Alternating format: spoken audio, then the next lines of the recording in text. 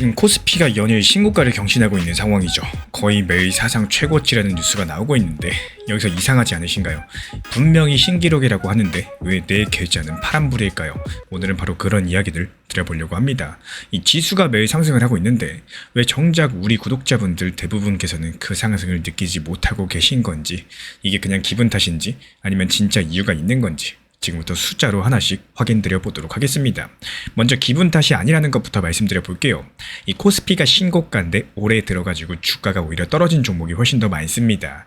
지금까지 공개된 자료들 살펴보면요, 상장된 종목 10개 중에 6개 정도가 올해 마이너스를 기록 중에 있어요. 그러니까 지금 지수라는 숫자는 위로 올라가고 있는 거 맞습니다. 근데 시장에 있는 대부분의 주식들 아래로 가고 있는 것도 맞아요. 어떻게 이게 가능할까요? 그 정답은 생각보다 단순한데요. 이 지수 같은 경우는 모든 종목을 똑같이 더한 숫자가 아니죠. 덩치 큰 회사일수록 지수에 더 크게 반영됩니다. 그리고 지금 그 덩치 큰 회사 한 곳이 지수를 거의 혼자서 끌어올리고 있는 상황이라는 겁니다. 그게 바로 삼성전자라는 거고, 얼마 전에 우리나라 회사 최초로 시가총액 2천조 원을 넘어서 버렸죠. 시가총액이라는 거는 그 회사 주식을 전부 사들이려면 드는 돈이라고 보시면 되겠는데요.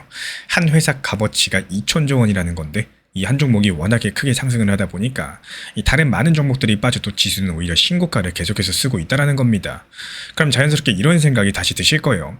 이거 우리나라만 이상한 거 아니냐? 근데 놀랍게도 똑같은 일이 미국에서도 똑같이 벌어지고 있습니다. 이번엔 미국에서도 주요 지수가 전부 다 사상 최고치로 마감을 했다라는 건데요. 근데 그 안을 들여다보면 우리랑 똑같습니다.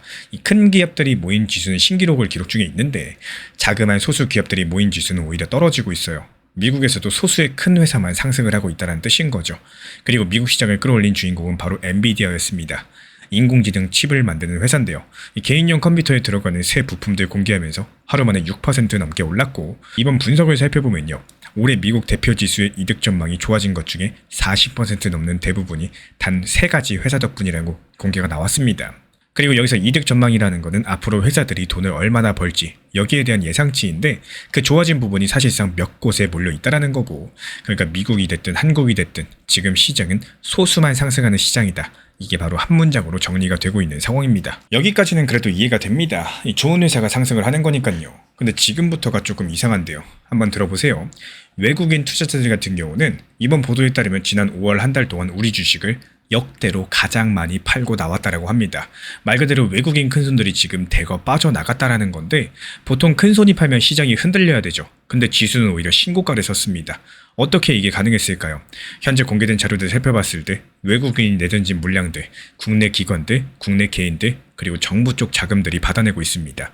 거기에 삼성전자 한 가지 종목의 힘이 더해진 걸로 보여지고 있는 상황인데요. 여기서 핵심은 바로 이겁니다.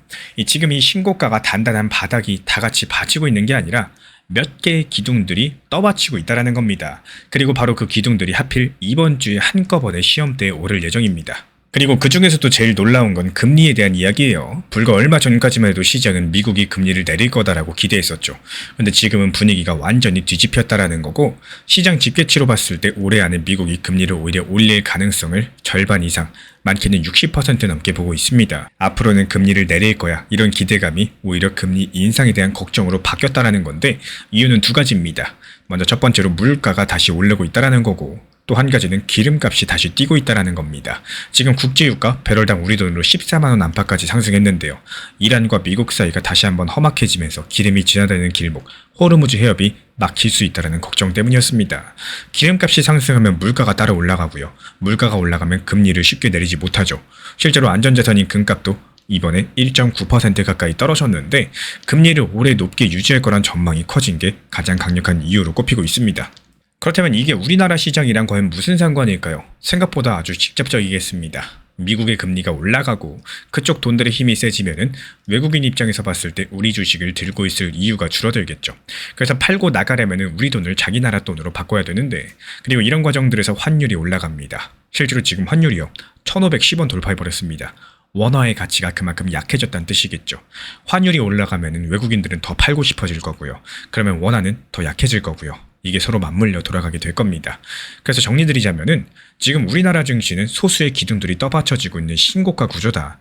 그리고 그 기둥을 흔들 수 있는 금리, 그리고 환율, 기름값이 동시에 자극받고 있는 위험한 상황이라는 거예요. 그래서 이번 주 금요일이 상당히 중요합니다. 미국에서 사람들이 일자리를 얼마나 얻었는지 보여주는 고용지표가 나올 예정인데, 이게 왜 중요하냐? 일자리가 예상보다 많이 늘어나면은 경기가 튼튼하다라는 신호기 때문에 금리를 내릴 만한 이유가 더 없어지기 때문이겠죠. 그리고 지난 4월달 수치가 실제로 그랬습니다. 예상치가 일자리 6만 개 정도였는데 11만 개가 넘게 나와버렸어요. 예상을 크게 웃돈 수치가 나왔다라는 건데, 그래서 지금까지 공개된 자료를 살펴보면요, 이번 주 고용지표가 또 강력하게 나올 경우에 금리 인상에 대한 걱정이 더 커질 거고요. 그러면 환율이 더 올라갈 거고요. 외국인들 부담도 더 커지면서 소수만 떠받치는 이 좁은 시장의 흔들림이 더욱더 커질 가능성 가장 높아 보입니다. 다만 인공지능과 관련된 기대감이 워낙에 강력하다 보니까요, 그 부담을 다시 누르고 또 시장이 더 갈려지 분명히 존재하고 있습니다. 그래서 제가 오늘 드리고 싶은 말씀은 이 방향성을 맞추자 이렇게 말씀드리는 게 아니에요. 지수가 오를지 내릴지 점치기보다는 시장의 폭이 넓어지는지 좁아지는지를 보셔라 말씀드립니다. 지금처럼 소수만 올라가는 좁은 양세가 계속될 건지, 아니면 이번 주를 지나면서 상승이 더 많은 종목으로 퍼지는지, 그게 진짜 지켜보셔야 될 핵심 포인트인 거고, 오늘 내용을 정리드리자면요, 코스피도 미국도 지수는 신고가지만요, 사실은 소수 종목만 떠오르는 이 좁은 시장이라는 거, 외국인이 역대급으로 매도를 했는데도 지수가 버티고 있는 건 삼성전자랑 국내 자금들이 떠받친 덕분이라는 사실, 그리고 이번 주 미국 고용지표랑 다시 고개를 든 금리 인상 걱정들, 그리고 상승한 기름값이 바로 그 좁은 시장에 시험되겠습니다. 그렇다면 마지막으로 궁금한 게 하나 남죠.